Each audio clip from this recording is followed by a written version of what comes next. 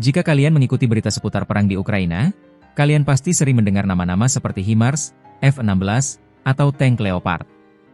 Tapi, ada satu nama lagi yang mungkin kurang mendapat sorotan, tapi perannya sangat vital. Namanya adalah Gepard. Ini bukan senjata baru. Bahkan, usianya sudah lebih tua dari beberapa kita di sini. Sistem pertahanan udara otomatis yang dikembangkan di era Perang Dingin ini, tiba-tiba menjadi pahlawan tak terduga dalam pertempuran modern. Di video ini, kita akan bedah kenapa Gepard, si kucing tua dari Jerman ini, bukan cuma bertahan, tapi justru menjadi game changer. Kita akan bahas perannya di medan perang, kenapa Ukraina sangat butuh senjata ini, dan rencana besar di baliknya yang baru saja terungkap. Jadi, apa yang membuat Gepard begitu istimewa? Bayangkan langit Ukraina yang dipenuhi ancaman. Mulai dari drone kamikaze tipe Shahed buatan Iran, rudal jelajah yang terbang rendah, sampai berbagai wahana udara tak berawak lainnya. Target-target ini kecil, cepat, dan sulit dilacak. Dan inilah saatnya Gepard menunjukkan kekuatannya. Gepard adalah sistem SPAAG atau Self-Propelled Anti-Aircraft Gun. Secara sederhana, ini adalah meriam anti pesawat yang dipasang di atas sasis tank Leopard 1, lengkap dengan sistem radar canggih. Kelebihan utamanya? Kecepatan dan mobilitas. Karena dibangun di atas sasis tank, Gepard bisa bergerak cepat bersama pasukan garis depan atau berpindah-pindah untuk melindungi infrastruktur penting. Akurasi tinggi. Dua meriam otomatis Oerlikon KDA 35 mm yang terintegrasi dengan radar presisi tinggi memungkinkan Gepard menembak jatuh target dengan sangat akurat, bahkan target yang bergerak cepat.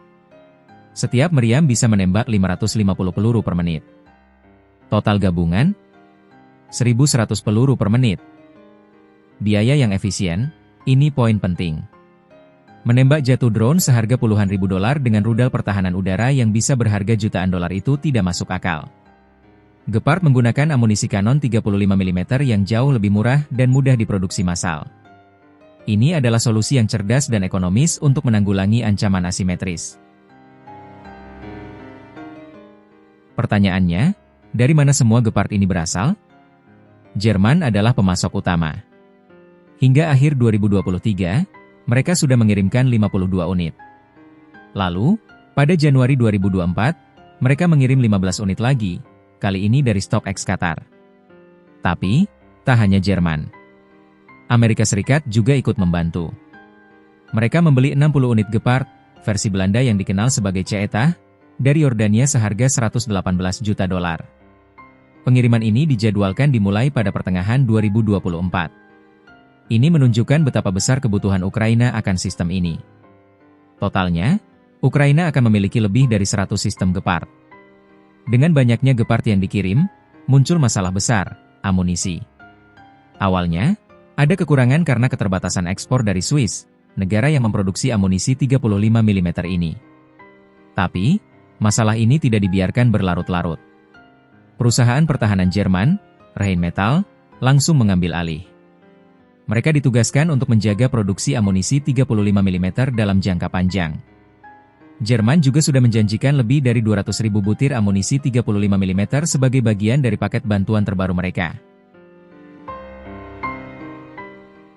Ini menunjukkan komitmen besar Jerman untuk memastikan Gepard bisa terus beroperasi tanpa henti. Dan inilah inti dari video kita. Berita terbaru dan paling penting. Pada Agustus 2025 lalu, Menteri Pertahanan Ukraina, Denis Shmyhal, bertemu dengan delegasi dari perusahaan pertahanan Jerman, KNDS Deutschland. Dan yang mereka bahas bukan sekadar pengiriman senjata lagi. Mereka membahas rencana untuk membangun pusat perawatan Gepard di Ukraina. Kerjasama ini akan membentuk usaha patungan atau joint venture di Ukraina. Tujuannya adalah menciptakan mekanisme umpan balik permanen antara operator Ukraina dan teknisi Jerman. Yang paling penting, ini adalah langkah awal menuju kapasitas perawatan dan perbaikan mandiri di dalam negeri untuk sistem persenjataan berat. Pusat layanan ini akan dimulai dengan Gepard, tapi targetnya adalah bisa memperbaiki sistem lapis baja dan sistem anti pesawat lainnya di masa depan. Ini adalah langkah revolusioner. Sebelumnya, perbaikan Gepard harus dilakukan di luar negeri. Tapi, sekarang, 3 unit pertama sudah berhasil diperbaiki di Ukraina, di bawah pengawasan KNDS.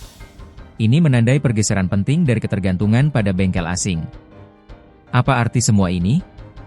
Pembentukan pusat layanan Gepard di Ukraina adalah sinyal kuat. Ini menunjukkan bahwa Ukraina dan sekutu berpikir jangka panjang. Mereka tidak hanya fokus pada pertempuran hari ini, tapi juga membangun kapasitas pertahanan untuk masa depan. Keberlanjutan adalah kunci. Dengan perbaikan dan pasokan amunisi di dalam negeri, Gepard bisa terus menjadi perisai efektif untuk melindungi rakyat dan infrastruktur Ukraina. Ketergantungan menurun, Ukraina perlahan tapi pasti mengurangi ketergantungannya pada bantuan asing untuk perawatan senjata. Jadi, Gepard bukan cuma senjata. Ini adalah simbol kerjasama, inovasi, dan kemandirian. Sebuah sistem tua yang dihidupkan kembali, membuktikan bahwa dalam perang modern, adaptasi dan logistik sama pentingnya dengan kekuatan senjata itu sendiri. Bagaimana pendapat kalian tentang peran Gepard di Ukraina? Apakah kalian setuju bahwa membangun fasilitas perawatan di dalam negeri adalah langkah yang paling cerdas? Tuliskan pendapat kalian di kolom komentar di bawah. Dan jangan lupa, like video ini jika kalian menyukainya, subscribe ke channel kami untuk konten-konten mendalam lainnya, dan aktifkan lonceng notifikasi agar tidak ketinggalan. Sampai jumpa di video berikutnya.